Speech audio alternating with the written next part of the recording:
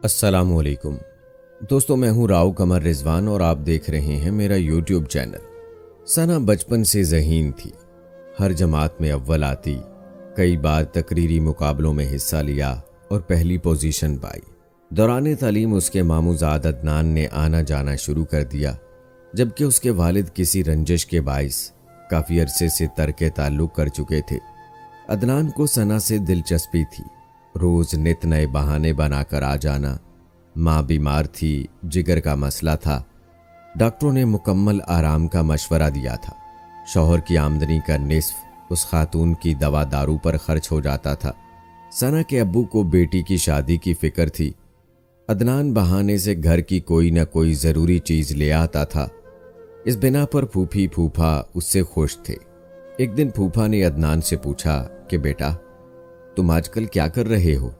Uncle, मैं तालीम पूरी कर चुका हूँ और वक्ती तौर पर मुलाजमत कर रहा हूँ, लेकिन अच्छे मुस्तकबिल की खातिर बैरून मुल्क जाना चाहता हूँ। माली हालात ऐसे नहीं हैं कि फौरी तौर पर जा सकूँ। अदनान के इस बयान पर उसके अंकल मंजूर ने तसल्ली दी और कहा कि बेटा, कुछ दिन सब्र से काम लो। मुझको रिटायरमेंट की रकम मिलेगी तो मैं इस सिलसिले में तुम्हारी कुछ मदद कर दूंगा। अदनान अपने फूफा की बात सुनकर बहुत खुश हुआ और ज़्यादा न्याजमंदी दिखाने लगा। मंजूर अंकल पर उसके न्याजमंदाना रवैये का असर हुआ।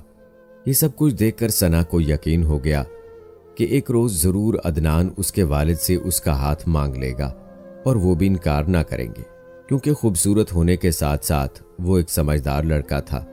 सना के मामू यानी अदनान के वालिद ने पिछले 5 साल से जायदाद के तनाज़े की वजह से मंजूर साहब से ताल्लुकात मुनक़ता कर रखे थे।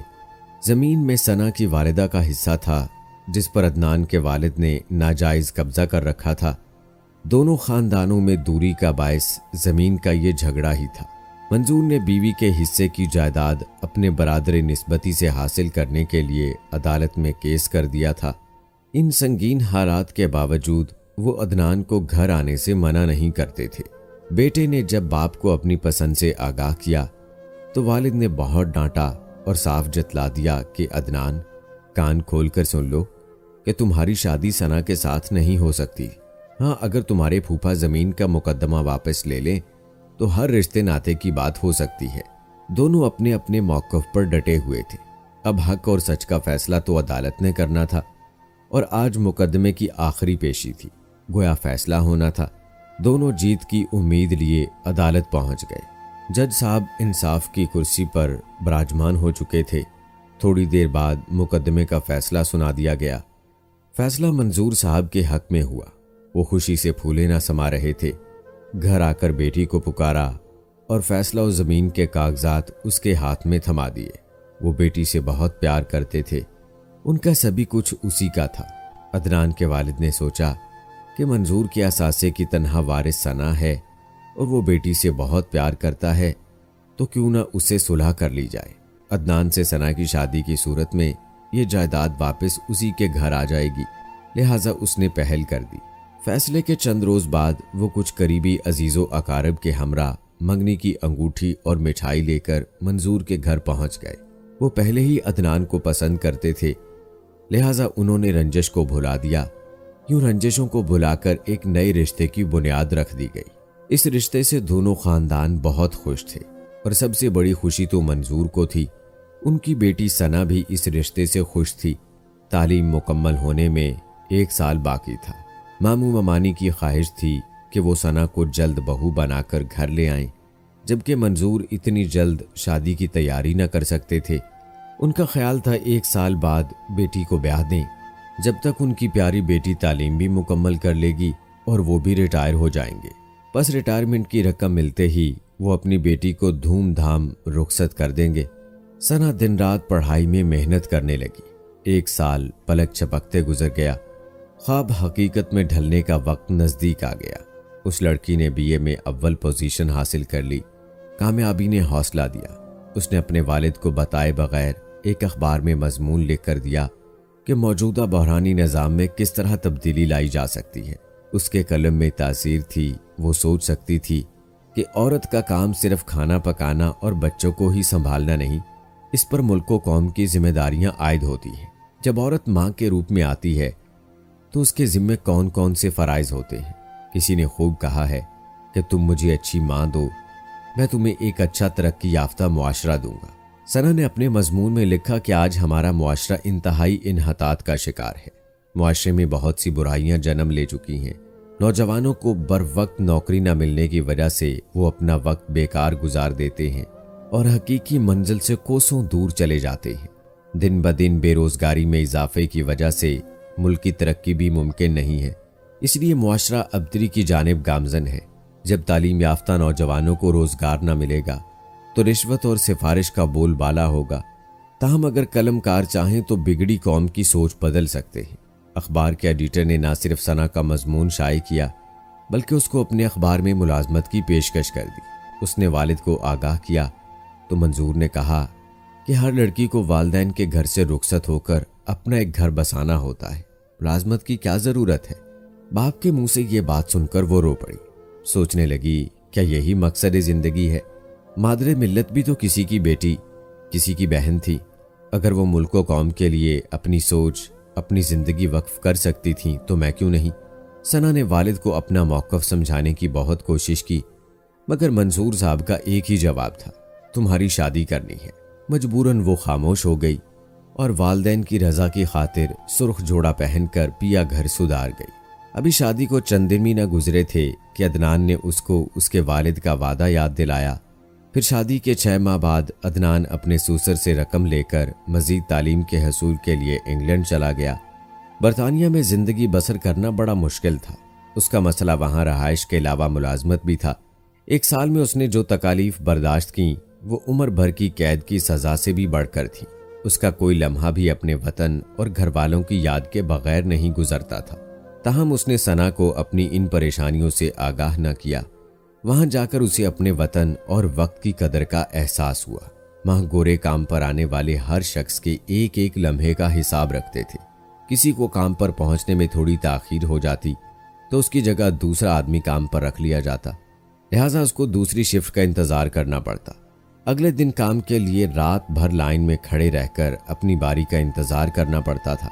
यूं फैक्ट्री में काम करने वाले मजदूरों की कमी न थी, क्योंकि दूसरे ममालिक भारत, बांग्लादेश, श्रीलंका और नेपाल के लोग और कम शरह पर भी मजदूरी करने को तैयार हो जाते थे। वहां सिर्फ पाकिस्तानियों ने ही कम शरह की मजदूरी को अपनी अना का मसला बनाया हुआ था। अदनान को जब अपने वतन की कदर हुई, उस वक्त पाकिस्तान वापस जाने को टिकट के लिए फूटी कौड़ी भी न थी। वो अपने घर से पैसे नहीं मंगवाना चाहता था, क्योंकि वो रोशन मुस्तकबिल के लिए वहां गया था, जो महज एक खूबसूरत ख्वाब ही था। कोई मुस्तकिल रहाइश ना होने की वजह से अपने घर की खैरियत बर वक्त मालूम ना कर पाता था। जिस माह 4 पैसे जमा हो जाते वो फ़ोन कर लेता और घर वालों से बातें करके अपने दिल का बोझ हल्का कर लेता। आज बहुत दिन के बाद अदनान ने फ़ोन पर सना से बात की थी।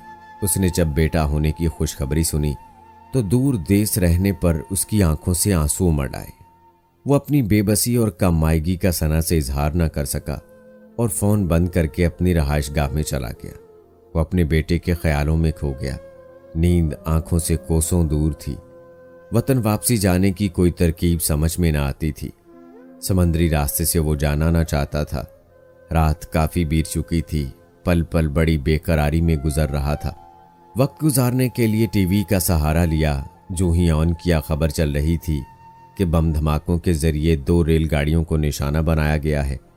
इस हादसे में बहुत से लोगों की जानें ज़ाय हो गईं और सैकड़ों लोग बुरी तरह जख्मी हुए। इस दहशतगर्दी की बड़ी वारदात के बाद बरतानिया की आवाम पाकिस्तानियों से नफरत से पेश आने लगे। जहां जहां पाकिस्तानी काम करते थे उनको वहां से निकाल दिया गया, हालांकि उनका इसमें कोई कसूर ना था। दहशतगर्दी में मुलव्वस इस हादसे के बाद पाकिस्तानियों की एक बड़ी तादाद वापस वतन आ गई, मगर अदनान ना आ सका। अदनान अपनी रहाइश गाह पर कैद होकर रह गया। आखिर कब तक?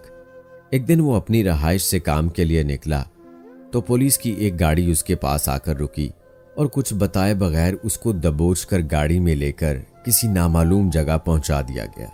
इस तरह और कई पाकिस्तानियों को कैद कर लिया गया था। फिर उनको अजियत भरे तफ्तीशी मराहिल से गुजरना पड़ा।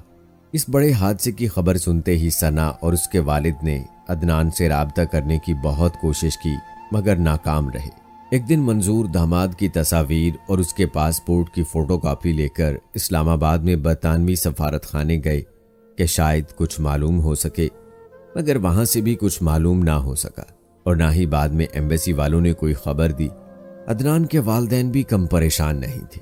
सना और उसके घर वालों को शक गुजरा कहीं वो इन ट्रेनों के सान्हे में जाँ बहक ना हो गया हो जहां और सैकड़ों सफर करने वाले जाँ बहक हुए थे।